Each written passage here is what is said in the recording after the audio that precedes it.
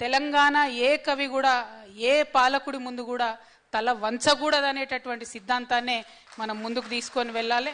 తెలంగాణ ఉద్యమ సందర్భంలో బిడ్డలు పిట్టల్లాగా రాలిపోతుంటే అసలు వాళ్ళు ఆత్మహత్య చేసుకోవాలని ఎందుకు అనుకున్నారు అని ఆలోచన చేసినటువంటి స్ట్రగుల్లోంచి పుట్టినటువంటి పోయట్రీ మన తెలంగాణ పోయట్రీ.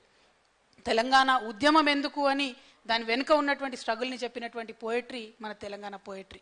రేపటి నాడు కూడా తెలంగాణ అభివృద్ధి చెందాలని ఎందుకు కోరుకుంటున్నాం, తెలంగాణ నీటి కోసం ఇప్పుడు కూడా ఎందుకు తప్పిస్తున్నాం, ఉద్యోగాల కోసం ఎందుకు తప్పిస్తున్నాం, ప్రతి ఒక్క అంశం దాని వెనుక ఉన్నటువంటి అంశాన్ని విప్పి చెప్పగలిగితేనే నిజమైనటువంటి కవులవుతారని నాకు ఉన్నటువంటి పరిమిత జ్ఞానంతో నేను అనుకుంటున్నా.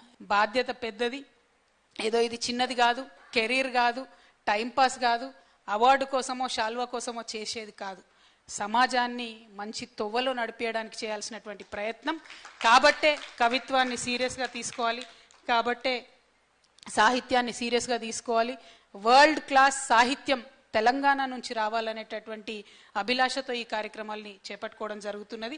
తెలంగాణలో ఇంకా అనేకమైన కార్యక్రమాలు చేయాలి. దానికి జాగృతి మీ అందరి సహకారాన్ని కూడా కోరుతూ ఉన్నది.